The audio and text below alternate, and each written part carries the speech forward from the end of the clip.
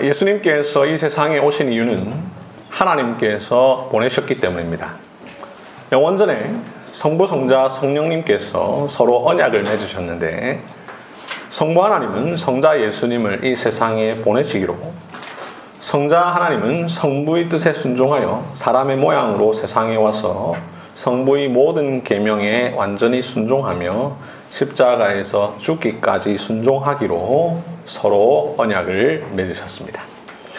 그 언약에 따라 성자 예수님은 성부 하나님의 보내심을 따라 이 세상에 오셨습니다. 그렇게 오신 예수님은 사람의 모양으로 이 세상에 오셨고 여자의 몸에서 나셨으며 하나님의 모든 계명에 순종하셨고 고난받으셨고 십자가에서 죽으셨습니다. 그리하여 아들을 낳으리니 이름을 예수라 이는 그가 자기 백성을 그들의 죄에서 구원할 자이심이라 라는 말씀대로 자기 백성을 구원하셨습니다. 우리를 죄와 사망에서 건져 주셨습니다. 죄에서 자유롭게 해 주셨습니다. 그런데 예수님은 우리를 구원하기 위해서만 오신 것은 아닙니다. 예수님은 또한 교회를 세우기 위해 오셨습니다. 예수님은 가이사랴 빌립보에서 베드로와 제자들에게 내 교회를 세우리니 라고 말씀하셨습니다. 예수님의 궁극적인 목적은 교회입니다. 그렇기에 예수님은 십자가에서 죽으신 뒤 부활하셔서 자기 백성을 구원하셨고 그 백성들을 교회로 불러 모으셨습니다.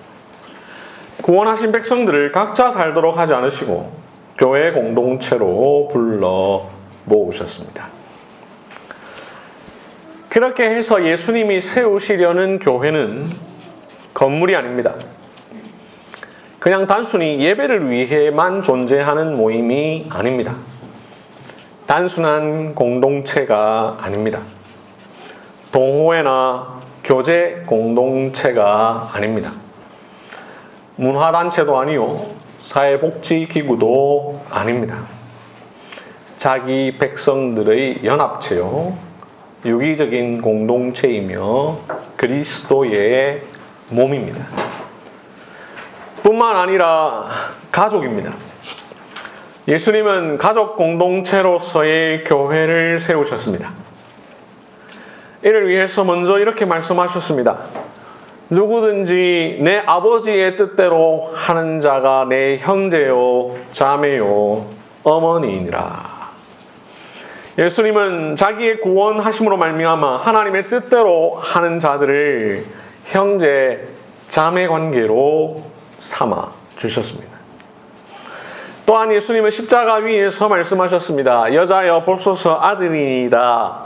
보라 내 어머니라. 이 말씀을 통해 자기가 세우실 교회의 본질을 가르쳐 주셨습니다. 가족 공동체로서의 교회가 바로 예수님께서 세우고자 하시는 교회임을 가르쳐 주셨습니다. 그렇습니다. 예수님이 세우신 교회는 가족입니다. 우리를 가족 공동체로 불러 모으셨습니다. 교회에서 우리는 가족으로 살아갑니다. 교회에서 우리는 가족으로서의 지체들과 함께 신앙생활을 합니다.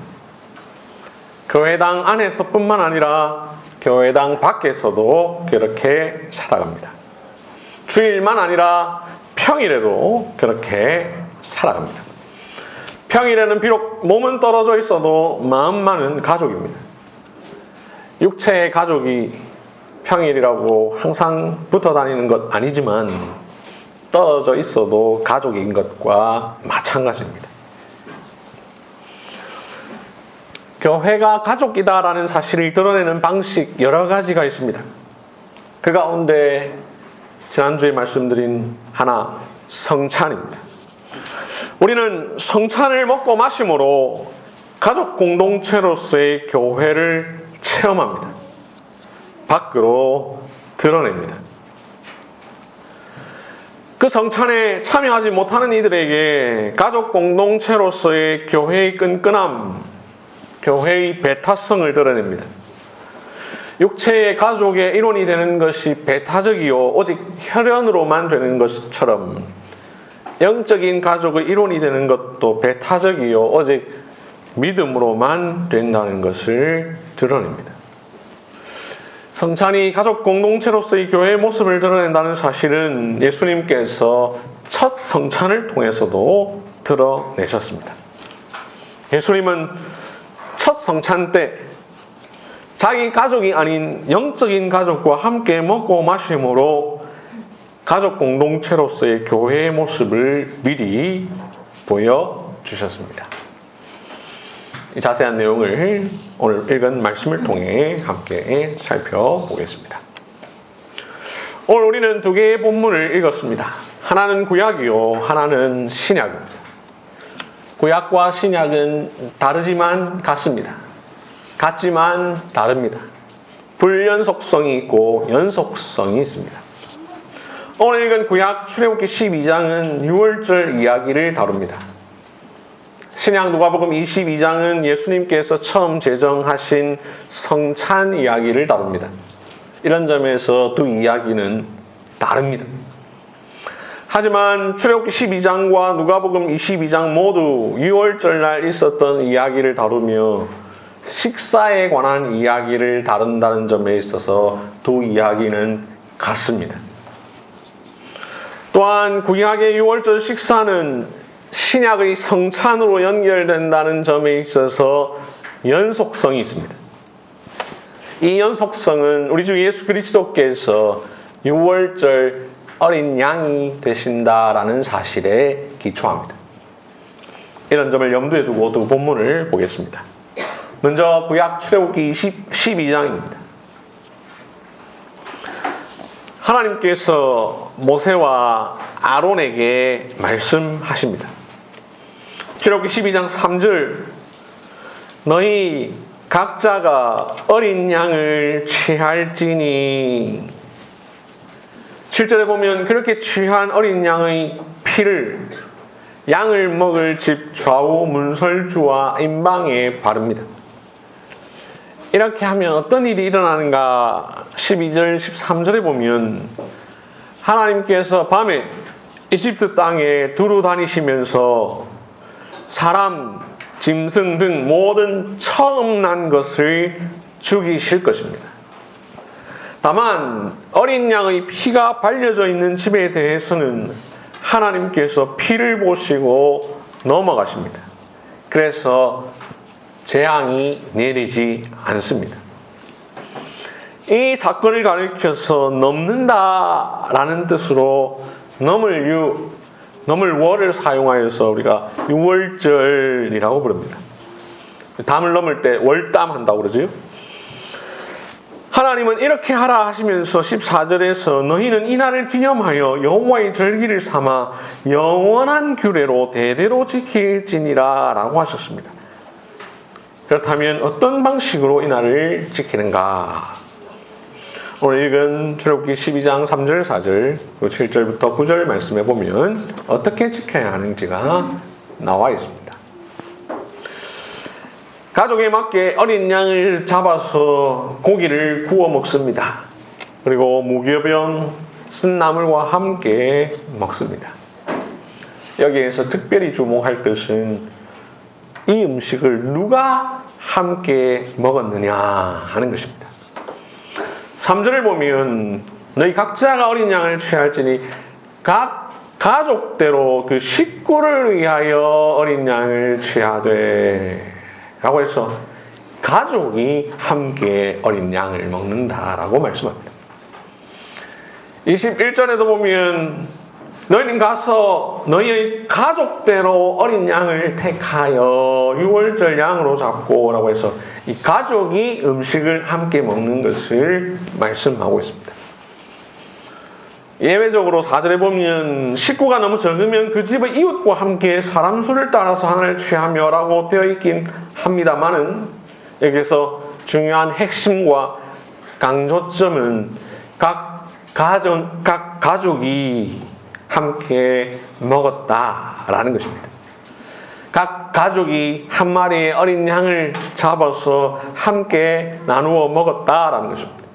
한 마리의 어린 양으로 한 가족이 함께 나누어 먹는 것, 이것이 구약 유월절 식사의 특징입니다.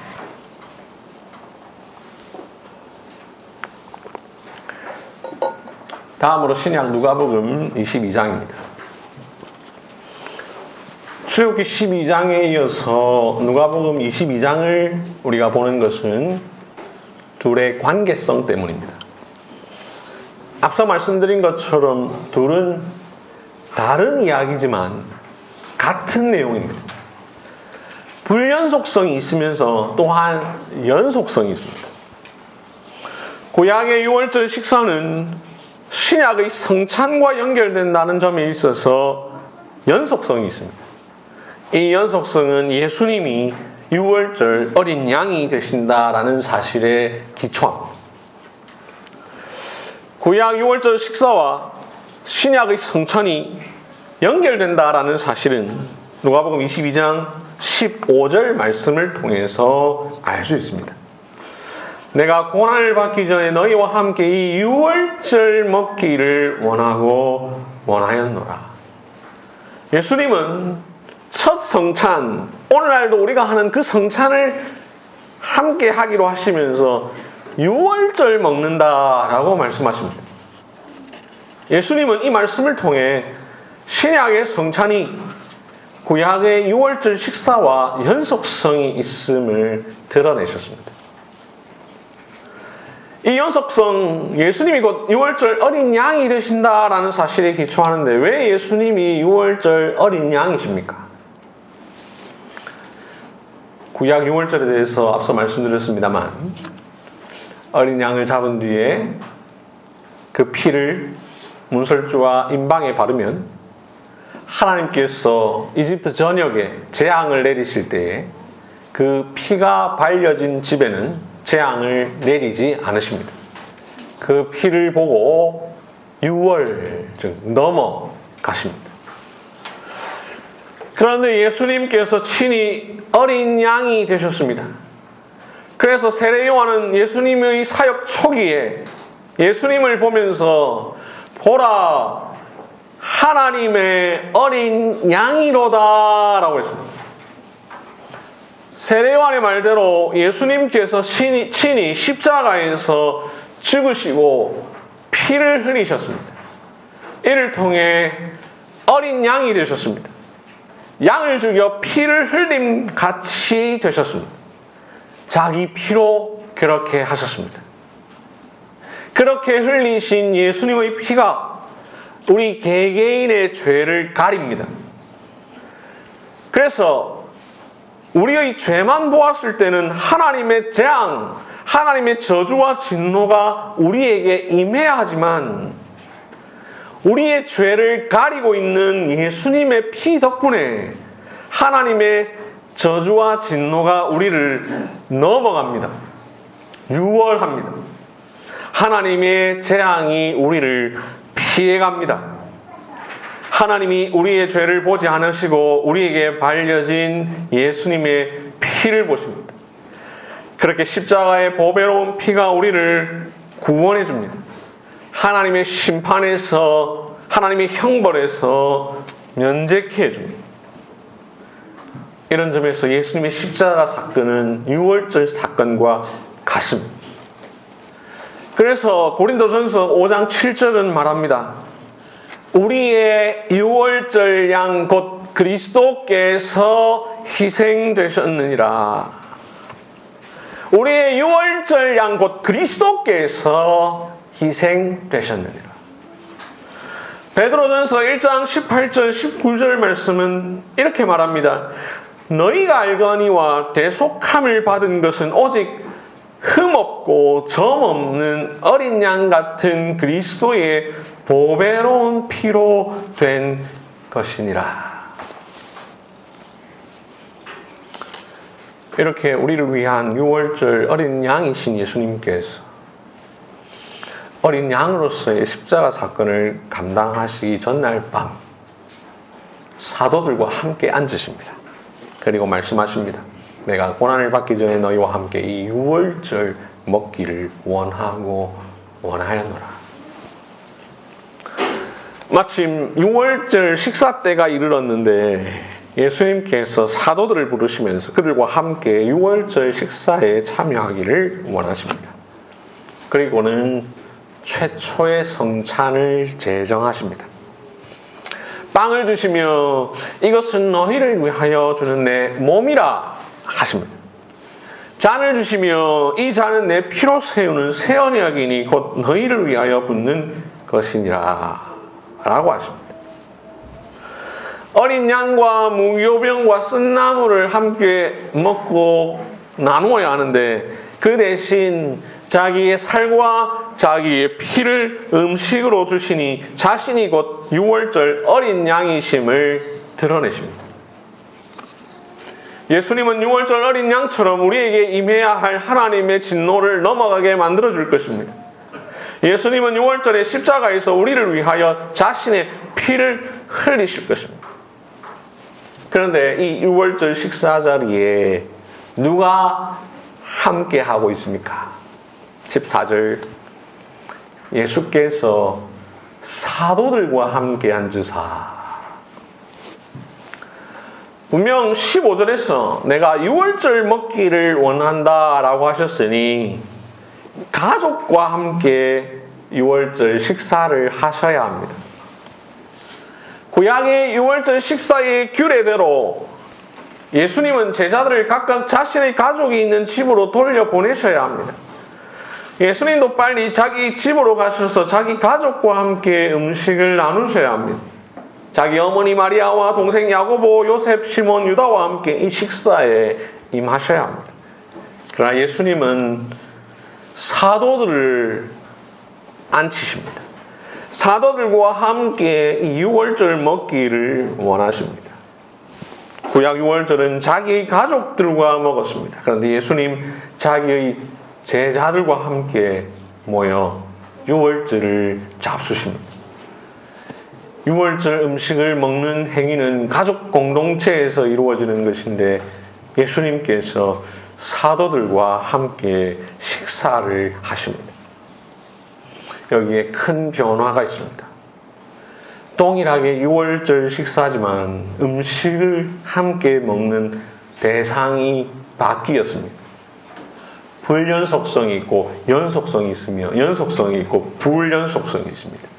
가족이 함께 해야 할 식사지만 예수님 사도들과 함께 하십니다. 생각을 해보면 이러한 변화가 단순한 변화가 아니라는 것을 알 수 있습니다. 왜냐하면 예수님은 지금 처음 유월절을 보내시는 것이 아닙니다.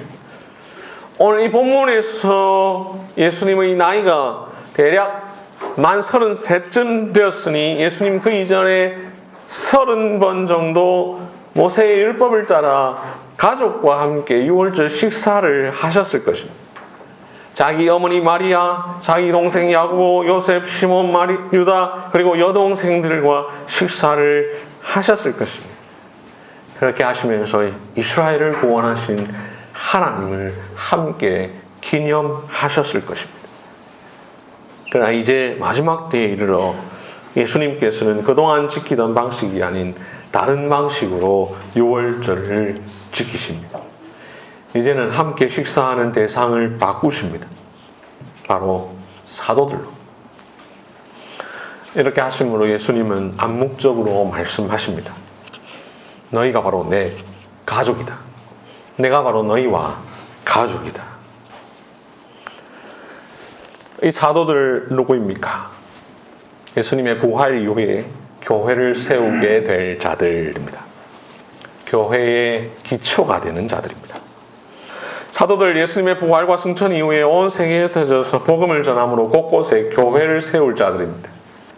그래서 이 사도들을 가리켜서 교회 창설 직원이라고 부릅니다. 대한예수교장로의 고신교회 헌법 정치 제4장 30조 교회 창설 직원은 우리 주 예수께서 최초의 교회를 세우사 사도를 세우사 사역하게 하셨다라고 설명합니다. 예수님은 가족과 함께 해야 할 유월절 식사를 사도들과 함께 하심으로 사도가 곧 예수님의 가족임을 드러내셨고, 이 사도를 통하여 교회를 창설케 하셨으니 이들로 말미암아 세워지게 될 교회가 곧 가족임을 드러내셨습니다. 이렇게 예수님은 암묵적으로 말씀하셨습니다. 교회가 바로 가족이다. 특별히 이 본문을 기록하고 있는 누가는 14절에서 예수께서 12 제자들과 함께 앉으사라고 표현하기보다 사도들과 함께 앉으사라고 표현하므로 이들이 어떤 사람인지를 강조하고 있습니다. 사도라는 말 속에 담긴 교회의 창설 직원으로서의 의미를 강조하고 있습니다. 구약의 유월절 식사가 신약에서 성찬으로 바뀌었고, 가족이 함께 먹던 식사가 교회가 함께 먹는 것으로 바뀌었는데요. 이를 처음으로 경험한 사도들, 그들은 그 의미를 자신의 사역 가운데 계속해서 드러냅니다. 다 함께 사도행전 2장 42절을 보겠습니다.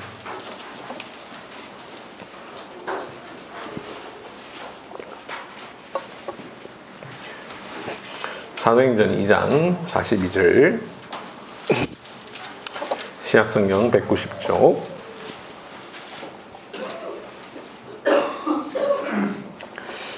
사도행전 2장 42절 말씀 우리 다 같이 함께 읽겠습니다. 시작.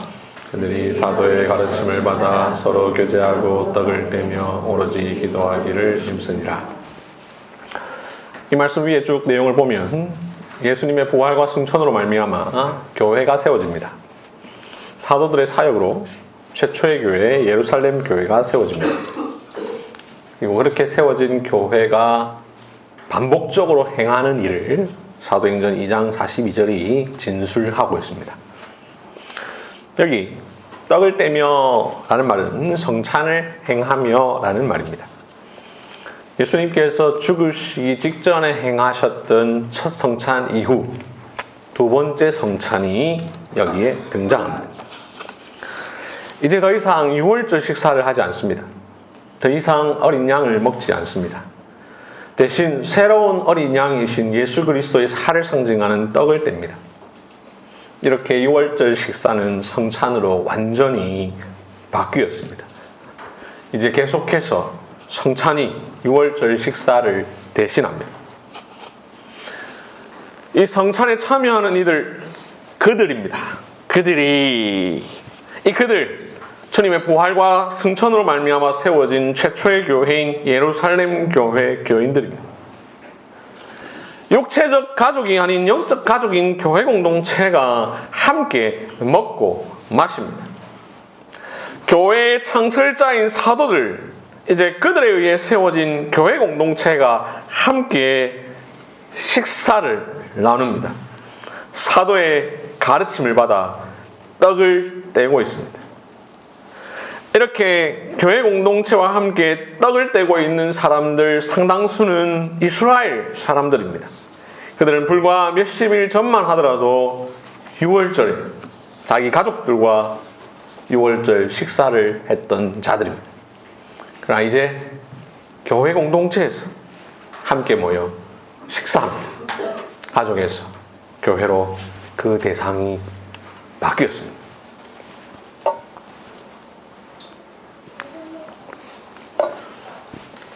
사랑하는 형제, 자매 여러분, 오늘 우리가 함께 모였습니다. 한 주간 잠시 흩어졌던 우리들이 오늘 다시 모였습니다. 좀 긴 시간 동안 세상에 있었던 가족들이 다시 한자리에 모였습니다. 이렇게 모인 우리가 가족입니다.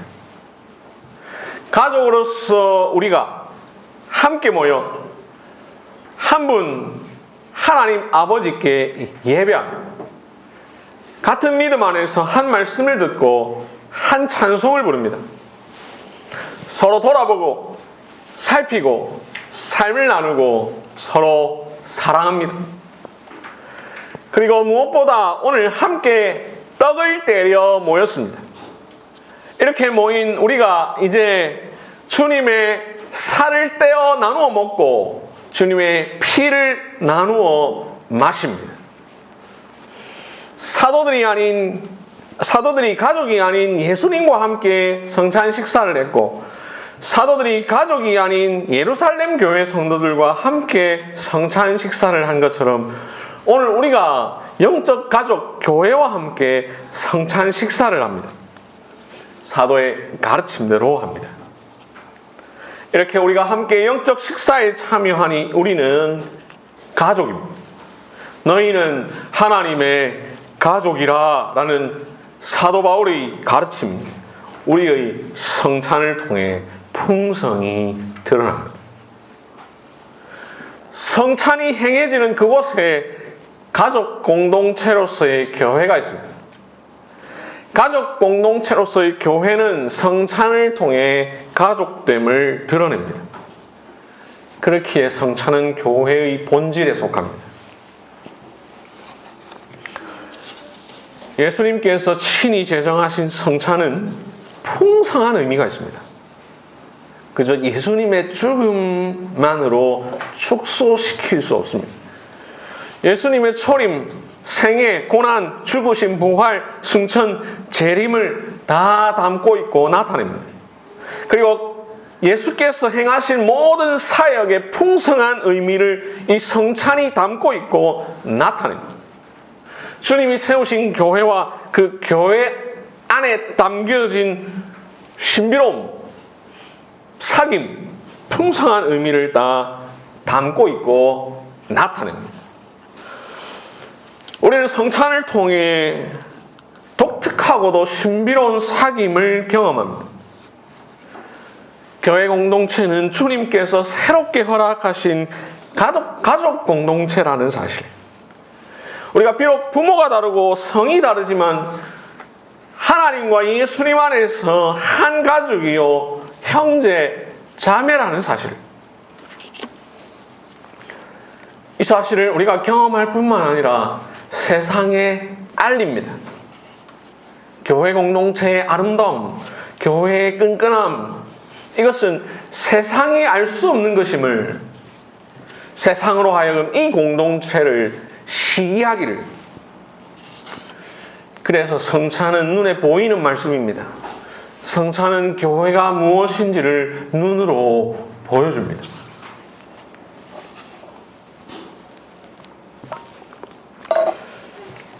교회 안에서 행하는 교회들은 때로 그 의미를 잘 드러내지 않고 행하기만 하면 형식화 될 수 있습니다.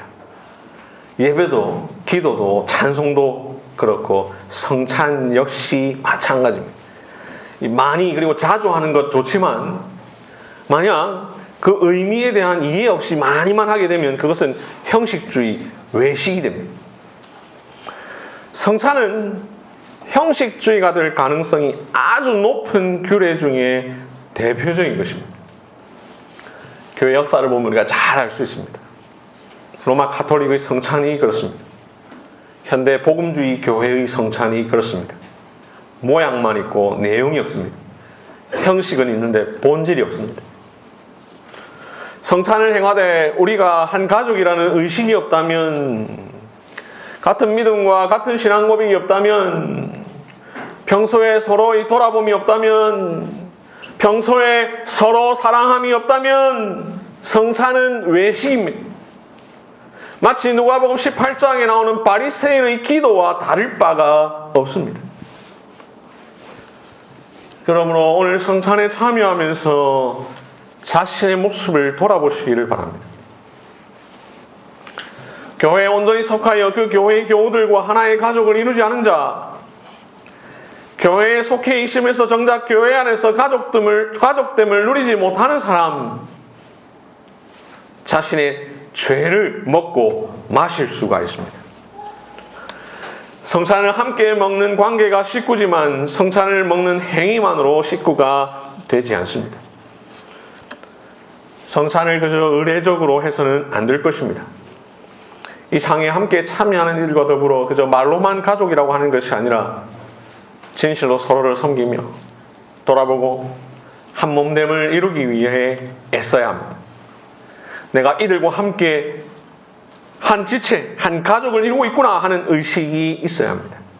그렇게 할 때에 성찬의 참된 의미, 교회 공동체의 진정한 의미가 드러날 수 있습니다. 교회는 곧 가족 공동체다라는 말이 단순히 선언으로만 끝나서는 안 됩니다. 성찬을 아무에게나 베풀지 않는데요. 그 이유가 여러 가지 있습니다. 그 여러 가지 이유 중 하나 때문에 어린이들이 성찬에 참여하지 못하는데요. 성찬을 아무에게나 베풀지 않는 이유 중 하나는 가족으로서의 교회됨이 갖고 있는 의미 때문입니다. 교회의 회원인 사람에게만 베푸는 이유는 교회의 회원이 되는 것을 통해 진정으로 가족 공동체로서의 교회원이 되어야 하기 때문입니다. 교회의 회원이 되어 교회의 성도들과 교제하는 자가 진정한 가족이기 때문입니다. 교회당에는 아무나 올 수 있습니다. 여기 누구나 다 들어올 수 있습니다. 그러나 아무나 교회가 되지는 못합니다. 교회의 회원이 되기 위해 자격이 필요합니다. 교인이 되고 가족이 되는 것은 혈통이나 사람의 뜻으로 되는 것이 아니라 하나님의 정하심과 은혜와 그리스도의 십자가와 성령으로 이루어집니다. 그 자격을 갖춘 사람에게만 성찬에 참여케 합니다. 그리스도의 피로 말미암아 하나님의 재앙을 뛰어넘게 된 사람에게만 성찬에 참여케 합니다. 아직 성찬에 참여하지 못하는 여러분, 속히 이 자리에 함께 참여할 자격을 얻어 우리와 가족이 됩시다. 가족만이 알 수 있는 신비로움을 체험합시다. 교회의 끈끈함을 누립시다. 예수님 안에서 예수님의 살과 피를 함께 나눕시다. 말씀을 맺겠습니다. 예수님께서 십자가 죽음을 앞두고 6월절 식사를 하시면서 가족이 아닌 사도들과 함께 하셨습니다. 이를 통해 너희가 바로 나와 가족이다 라고 가르치셨습니다. 그 예수님께서 사도 요한에게 보라 내 어머니라 라고 말씀하셨습니다. 이를 통해 사도들을 통하여 세워질 교회, 그 교회에 속한 이들이 가족이다 라는 사실을 드러내셨습니다. 예수님의 그 가르침에 따라 주님의 부활로 말미암아 세워진 가족 공동체로서의 교회가 오늘 함께 모였습니다. 이제 함께 성찬 식사를 합니다. 어린 양 한 마리가 아닌 우리의 6월절 어린 양이 되신 예수 그리스도를 먹고 마실 것입니다. 영적 가족이 함께 한 식탁에 둘러앉아 먹고 마실 것입니다. 이를 통해 우리가 진정으로 가족임을 다시금 생각합시다. 교회를 가족으로 허락하신 주님을 찬송합시다. 나로 하여금 교회라는 가족에 속하게 하신 주님을 찬양합시다. 그리고 성찬에 참여하시는 여러분 스스로에게 질문합시다. 교회는 나에게 진정한 가족인가? 나는 교회의 가족인가? 아직 성찬에 참여하지 못하시는 여러분 사모하십시오. 나도 저 가족 공동체에 속하게 하소서. 아멘. 이 시간 다 함께 주신 말씀 생각하면서 기도하도록 하겠습니다.